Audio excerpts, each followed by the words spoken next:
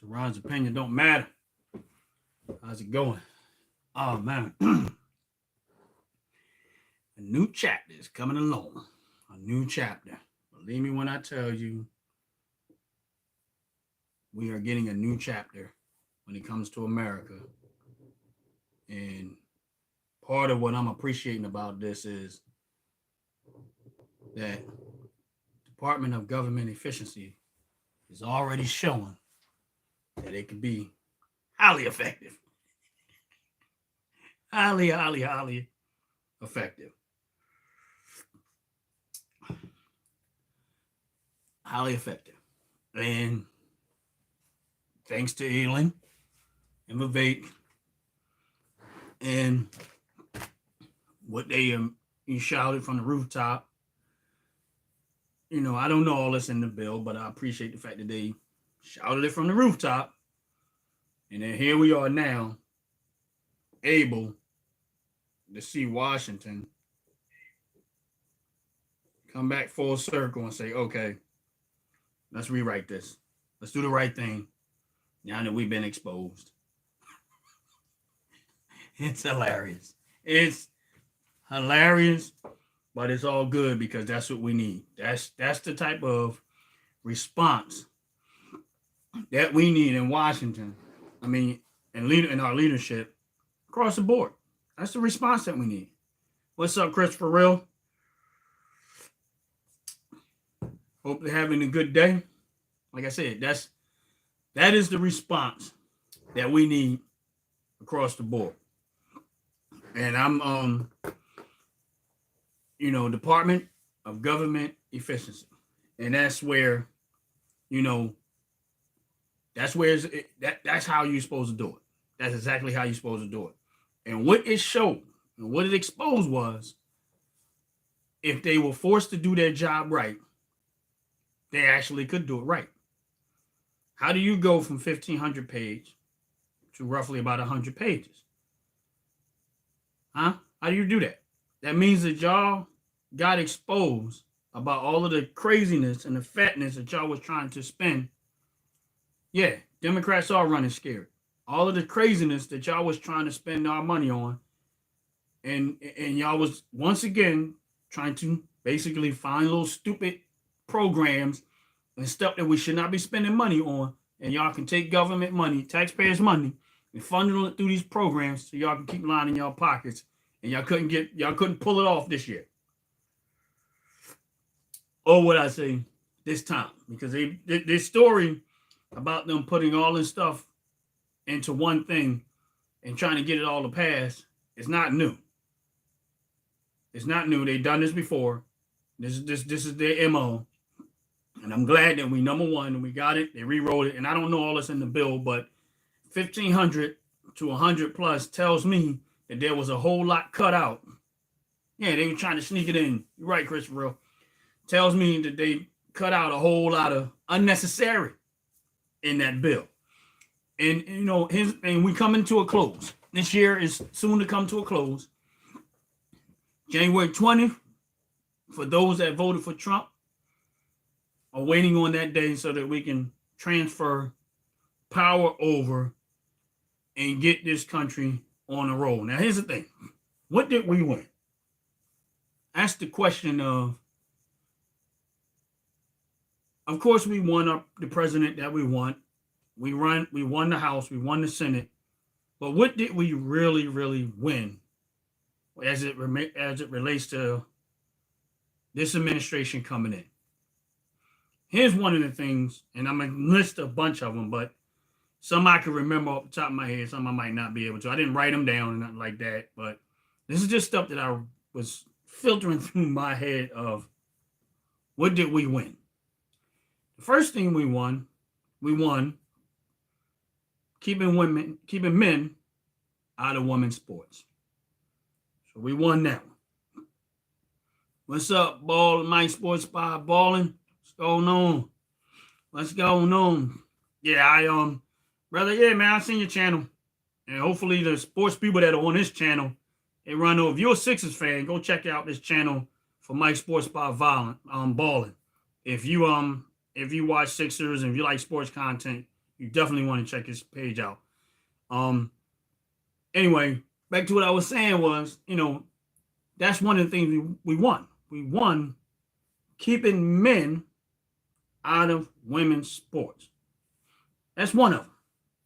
That's one of the things we won. Now we won that chance to end that. The next thing we won is we won protecting children. That's what we want. Protecting children from being mutilated by these crazy behind people that wants to keep on tell kids that they can change their gender. That's the second thing we want. That's what we won when we voted for Trump and we voted down the Republican Party line. We needed the majority to help do this fight.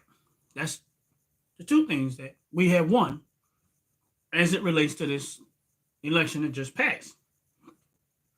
The next thing we won is closed borders. We won the leadership that we needed to be able to close these borders and stop letting these illegals come over here, again, for the Democratic Party to find some slick ways to funnel money back to themselves. And that establishment needs to come to an end. It needs to come to an end. How y'all feel about that? I mean, and I'm going to keep listing some more stuff, but I want y'all to think about what we won. The next thing we won was a strong economy. Get back to having a strong economy. Because the last 4 years has been devastating financially for, I'm going to say easily, 60 to 70% of America is financially being devastated right now. And never once, this is the thing that puzzles my mind. Kamala Harris ran on talking about people can't afford this and people can't afford that and people can't afford bread, and you start talking about it. But never once in the conversation did you say it's our fault that they can't. You didn't distance yourself from the problem because you knew that you are the problem. You knew that y'all was the problem, but you refused to distance yourself from the problem. But you can't. You couldn't because you was the problem. You, Joe Biden, and the Democratic Party and this administration that's currently in charge right now was the problem. But are they really in charge right now? That's a question. Are they really in charge?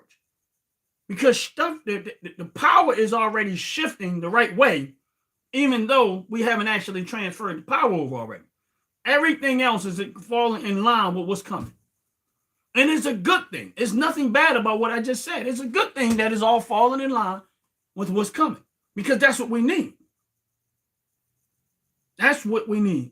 Please hit that like button. Please hit that subscribe button. I appreciate it very much if you do. And, that's what we need as a country. We need the country to, all these other countries, as you see, are starting to fall in line with what's coming, because they already knew that this was right. But they said, you know what, if these Democrats, and they want to keep wasting the American taxpayers' money and give it to us, and they're going to keep doing it. They're going to keep taking it. They're not going to turn around and say, if somebody came to your house and kept handing you $1,000, here's $1,000, and then leave again. Here's another $1,000. But when I come give you the $1,000, all I want out of $1,000 is for you to give me $100. But I'm gonna keep bringing you the $1,000. But just hand me $100.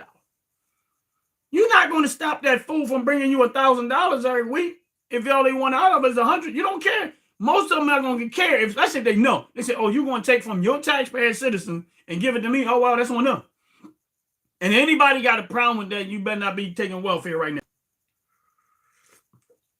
because that's exactly what's happening. They're taking it from the people that's working for it and handing it to people that's not.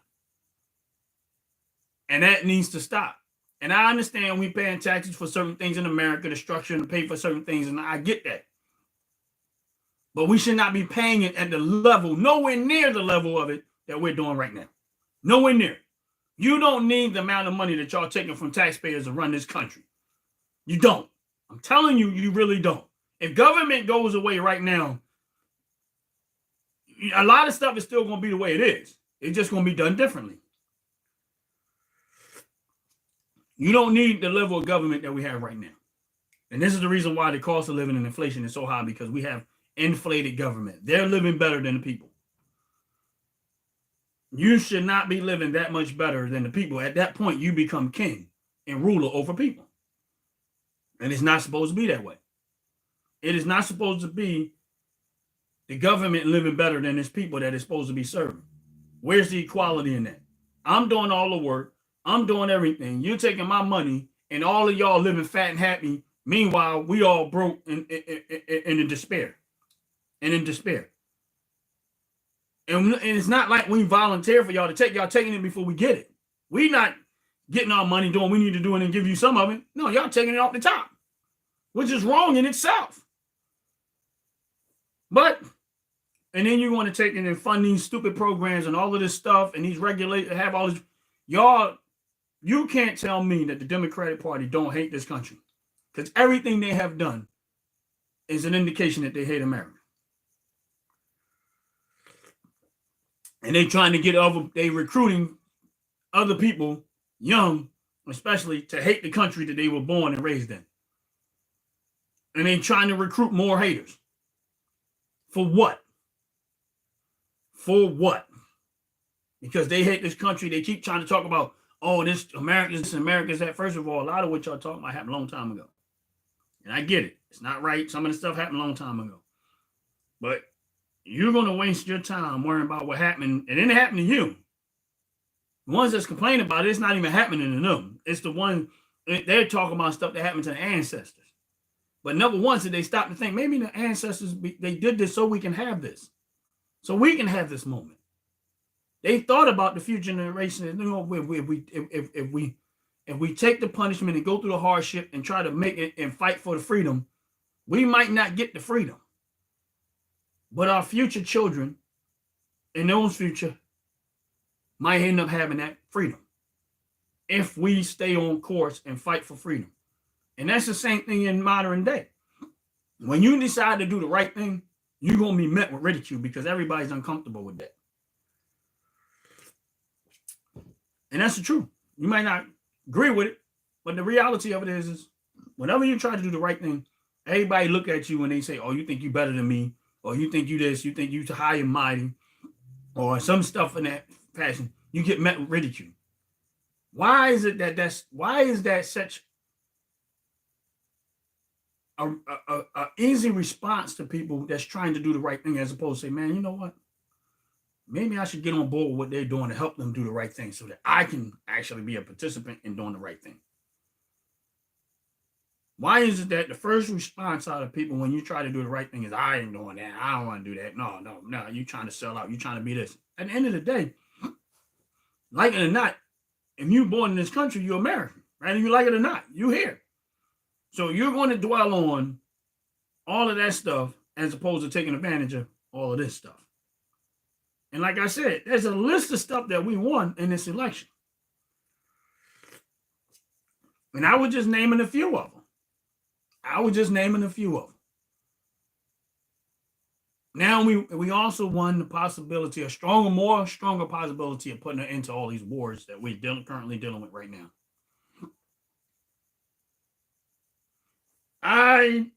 Why do black people still think they're in chains right now? I personally, I'm not. But here's the thing. I personally think, and I say a lot of stuff based on, I look at my life growing up in a predominantly black neighborhood throughout my years and stuff like that. And I try to equate things to what I was thinking about in those moments. And the biggest thing is that the reason why I think there's a lot of factors in there, but one of the reasons why I think we think we're in change so much is because we've been beating the head with that information too much. Like if I keep beating in your head that, oh, you're oppressed and you're this and you need this and you need that. And not only am I hearing it from black people, now they're trying to push it into the schools and stuff with this critical race theory and all that other bullcrap. Now, if you're born in this country with black skin, your mindset is like, well, there's no hope for me if that's the case. And then if you're in a neighborhood where you see nothing but despair, it almost starts to validate that. If all you see around you is poverty and despair, it almost starts to validate and maybe this is the way it's supposed to be. But it's not until you get out of that or see something differently, or someone shows you something differently, do you realize that, nah, we're not supposed to be in this situation. My thing is this, is that when I remember as a kid, we me and my friends, and we would do different things, and we would try to do different things, just try to, we would make stuff just to see if we could make it. And I remember when we was like, oh man, like, you know what? We wanted to make go-karts. And we didn't know what we was doing. Some of us had little, so we just started trying to figure out how to make go-karts. Eventually, we got enough stuff together, and we were making go-karts, and we find a hill we go on. We would race these go-karts down the hill. Probably wasn't the most safe thing to do, but that was the beauty of it, is it was supposed to be dangerous. That's how you learn how to not be afraid of stuff, by doing stuff that is dangerous, that you probably shouldn't do. Yeah, you're going to get hurt. You're going to experience some stuff. But that's why we have great things, because sometimes you got to be willing to take the dangerous risk to do it. But we did it. Like, we actually made the go-kart, and no one stopped us. Like, no law showed up and said, don't do this. Now, at some point, your parents like, boy, what you doing? You're going to hurt yourself. Yes. But we was ambitious. And we had drive, and we was determination that we had as kids, we was going to do it. And we did it. And we were proud of ourselves for accomplishing it. And I think that's what's lacking a lot of times in these type of community, is that sometimes you don't have to, you got to realize that you are capable of doing whatever it is you want to do. And the only setback or holdback is you. You're not on there's no chains holding you. There's no chains holding you back. You're not in slavery. It's nothing wrong with going to work. It's nothing wrong with earning a living. You're not in slavery. What you have to be is the best of the best, so you get the best of the best. So you get the best results. Don't try to be out here and try to be mediocre and then get mad when you get what mediocre is and what it provides. Meaning that if I'm a car mechanic and I don't take pride in fixing people's car, make sure that it's done and done right, then next thing you know, if I did start out getting customers, eventually I'm gonna lose them all. Why? Because they're gonna say, man, they don't know fix your car right. Or they don't fix it right, they charge you too much money. There's a whole lot of factors in there. Right. People do like handouts. I'm one that don't really particularly care for handouts. I don't. I mean, I appreciate when somebody does something for me, and I really do, and I'm grateful for it. But I like working for it and earning what I do. It doesn't matter on what scale it is. I like to earn it if I can earn it. I'd rather earn it. I don't want handouts. I mean, I never was on any type of government assistance or anything. I never was on none of that. Now, I can't speak for my parents, and I don't know. My parents, for the most part, worked all their lives. I know that there was probably moments where we probably have been, but for the most part, my parents worked, and things wasn't great. But it was what it was. But I personally, I never took no government assistance as a man, and I just kept working. It was tough at times, and it was great at times. But I never gave up and looked for somebody to hand me something for nothing. It just didn't feel right. It didn't seem right. I wanted to earn it. And then the more I became like that, the more I realized that I am my only limitation. I'm my only limitation. Just because your skin is black, there's no limitation. And for something now, don't get me wrong. I know that there is a small level of racism out there. And I'll be a fool to tell you that it isn't no racism. Some people say, oh, racism don't exist in America. Some say it do. I know it does. But it's not on the scale that people put it on. Like when I wake up in the morning, racism isn't on my mind. I don't think about racism. And I can guarantee you that 99% of the black people that wake up in the morning and go to work, so the last thing they're worrying about is racism. Now, they might say it when they are working on their jobs and stuff like that. They might equate stuff to racism. My question is, if it was really racist and you really felt that strong, why are you still going there? Oh, I need the job. So racism isn't, you dealing with racism isn't that strong of a standard, because you still going to the very same job that you're complaining that's being racist. If I'm at a place and I really felt strongly about it, I'm going to say something and give them reasonable time to correct it. And if they don't, I'm going to take myself out of the situation because I'm not going to let a racist company or any racist people benefit from my labor because I know my labor has value. So why would I give you the value of who I am by continuously supporting the company that what you are? And if that's what you stand on, then you can stand on it. I'm not going to try to fix you. I'm going to remove me. And let someone else do that for you. If I'm in that type of situation. And that's my point. If you feel that strongly about it, where you working at, leave. And then go create another company so you can hire people and make sure that those people never had to experience that in your company. But you won't do that. You won't sacrifice and you won't fight to build that type of industry so that people won't have to deal with that. You're not going to do that. You know what you're going to do? You're going to sit there and complain about this is racist, that is racist. And in reality, you really don't believe that. You really don't. You just want to complain. You really don't believe that the stuff that you're saying and the people are racist. You just want to have a reason to complain. And that's the reality. And I'm saying that because at some point in my life, I was that person. I was. The younger me, now don't get me wrong, I worked all my life. I did work. But there were times and moments when I complained about stuff and I'm like, you know what? If you don't like it, you can leave. And guess what? At some point, I did. I just left. I said, you know what? I'm not going to deal with it. I'm going to leave. Now, was those situations where I think the person, the company as a whole? No. Was there some, maybe one or two people there? Yeah. But their position gave them enough authority that I was going to have to deal with that. And I said, you know what? The best thing I could do is pull myself out of it. I ain't got to fix him, but I can get myself out of the situation and I ain't got to worry about it no more. Done. See how easy that was? Fixed. Bam. Go work somewhere else. Go do something else. And guess what? I was fine after I left. And they probably was fine too. Don't care. I just was not going to allow myself to participate in it if that's the case. But that's rare. In America today, that is rare and extremely rare. Because a lot of the stuff that people claim is racist is not really racist. Racist people don't bang with no black people at all. They don't want you in their presence. They don't want you around them. They don't want you talking to them. That's real racist people. You get around real racist people, you're going to find out the stuff that people you said was racist ain't racist. You know what I mean? Sometimes people just don't bang with you because you're not bang. They don't mess with you because you just a person they shouldn't be messed with. If I work on a job and I got somebody and I'm going to work and I want to work and I want to do my job, I want to do well, whatever the case may be. And then I work with somebody who's constantly complaining. They don't have the time work. They have the time calling out, missing days, and everything else. They never once talk about what they're doing and not doing. What they do is they complain about all this company racist. They don't care about black people, or they don't care about this, and they don't care about that. But what are you doing? Are you coming to work every day?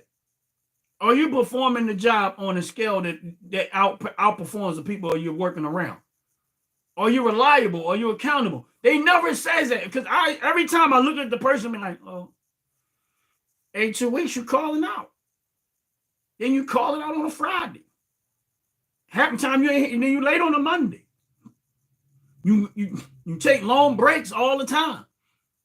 You're getting high at the time on the job. Like I'm watching their behavior, and never once do they correct themselves. They keep complaining about somebody else doing this and somebody else doing that. And the management don't like me, this and that. I'm like, wow. So you're not even gonna hold yourself accountable for none of that, huh? It's all their fault.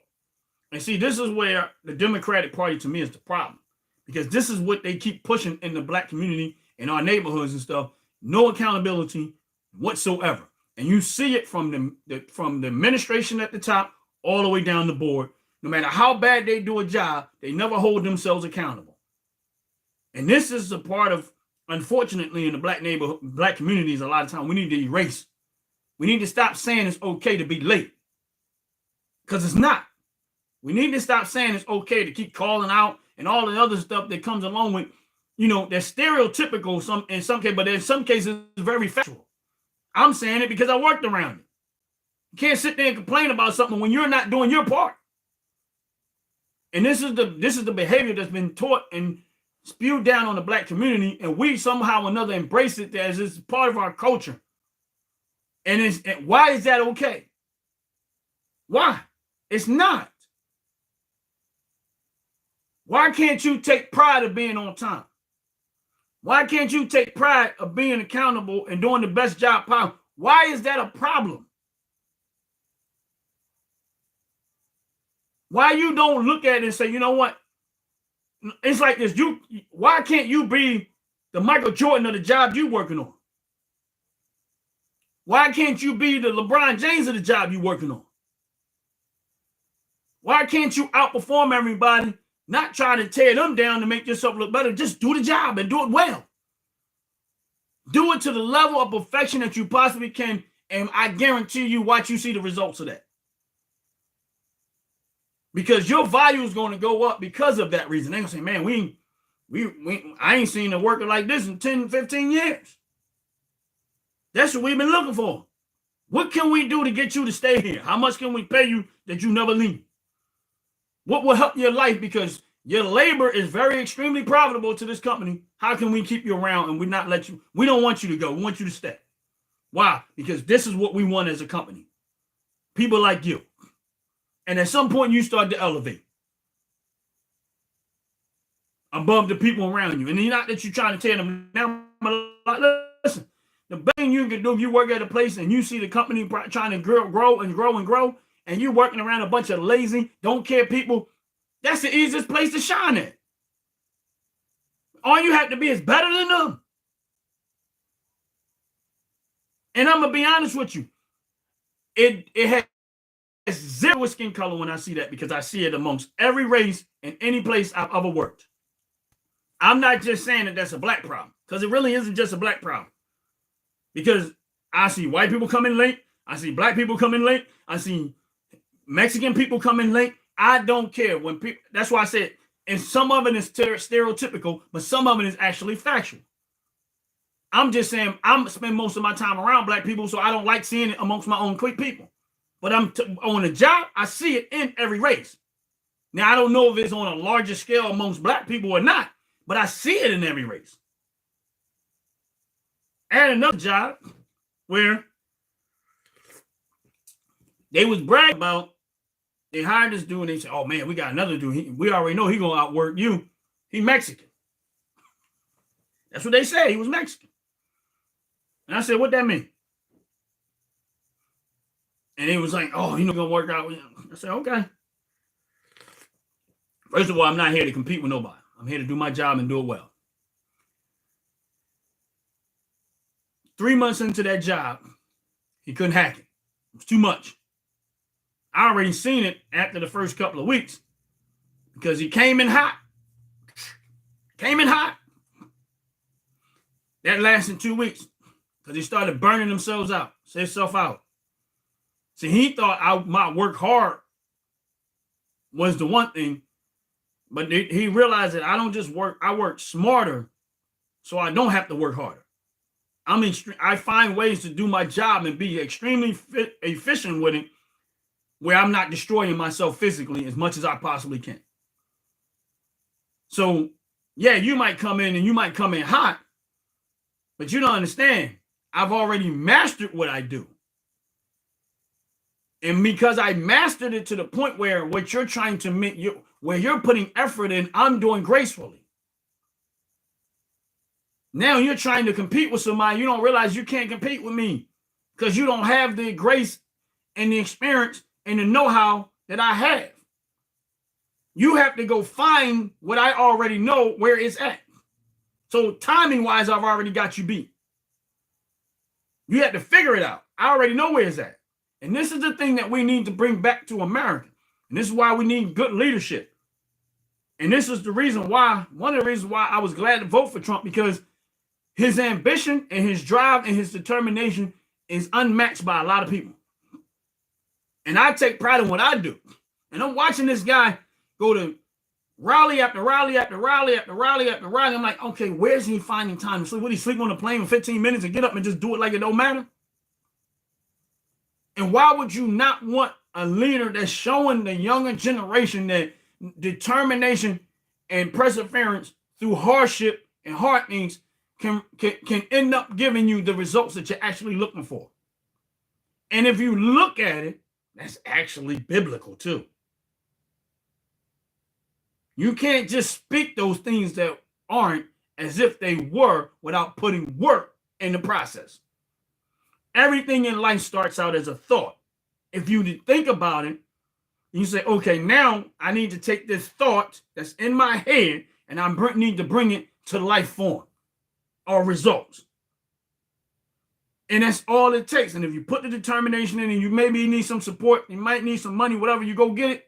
You do what you need to do. And next thing you know, you are accomplished of everything that you said you at one point with just a thought in your head. And that's why I'm so glad we have what we have. And the leadership on down. And I'm looking at some of the, I still have to cycle through all the people that he's picking. And there's just so much right now that's going on that I can't keep up with it right now. Because, I got my own life. But these are the things that we won in this leadership. And it just goes so far. And it extends so far from what we've been currently dealing with. And I'm telling you that people try to paint him as this and they painted him as that. And they try to say he was this and they try to say he was that. And reality of it is that Trump was none of that, what they said he was. But I'm telling you that the next 4 years, hopefully 8, if they just, again, flip him and J.D. Vance, just flip the, who's who. Okay, you're going to be vice. I'm going to be president, but we're going to still keep this train running. Bang, whatever. That all depends on Trump's condition because he's an older guy. We know. And only some. But my thing is this, the next 4 years is going to teach these younger guys exactly how to run this country. About what he does and how he does it. And my thing is this, all I need him to do is repeat what he was doing the last 4 years. I don't need, and I'm good. The 4 years that he was in office, I just need him to repeat those steps. Now, if you got some greater stuff in your pocket that I don't know about, bring that into, but just that alone was enough for me. I don't want no more of what we've been seeing for the last 4 years. Zero of it. And that's why I'm on, and that's why I like the D.O.G.E train too. Department of Government Efficiency. I love it. I love it. I love it. I love it. Because it already has shown itself to be effective by what they just did. It ain't even doing the job yet. But it already did. And I'm telling you, we have saved American taxpayers billions by what they did. And y'all might not see it, but I'm telling you that what they did saved this country billions of dollars. The taxpayers, billions of dollars. Already. He ain't even sworn in. Elon Musk and Vivek haven't even put that plan into play yet. But they already have shown how effective it can be. So imagine once they really actually get the job and start doing it. Now, these guys are not actually working for the government. This is more of a volunteer government, auditing the government to find out what it is. But my thing is this, D.O.G.E is going to be a big impact on how this country is going to be, the wealth is going to be brought back into the country and American citizens is going to experience it through D.O.G.E. And I see that happening. That's just my opinion. But I'm be honest with you, as a person that pays a little more attention than the average person to politics and what's going on, I'm telling you that that D.O.G.E, the Department of Government Efficiency, is going to be a big impact. It's going to make a big impact on saving taxpayers' money. Extremely. I'm telling you, it's going to be extreme. If these guys execute on what they're talking about and the things that I've already seen and heard, well, not seen, but heard and seen based off of what just happened. That right there would allow, if Trump was able to pull off the other stuff, he'd probably be able to do it on a larger scale when it comes to scaling back the taxes, because now we're not wasteful spending on dumb stuff that the government's been wasting money on across the board. And believe me when I tell you, even though this might have saved the country billions, I already see easily them saving the country at least $2 to $3 trillion just by getting rid of the stupid stuff that government has been spending and wasting our tax-paying dollars on already. And that's the truth of the matter. That's the truth of the matter. And you know, with that said, I'm getting ready to get off this live. Just want to tell everybody, please hit that like button and please hit that subscribe button. I appreciate y'all hanging in there with a brother. Please hit that notification bell so that you get notified whenever I'm putting out a video. And you know, we're next year, 2025. I'm excited. I hope you are excited. But outside of all of that I have said, please make sure that you get to know who Jesus Christ is and make him your Lord and make him your Savior and build a relationship with him. Because without him, none of this matters. And with that said, y'all have a beautiful, blessed day and peace.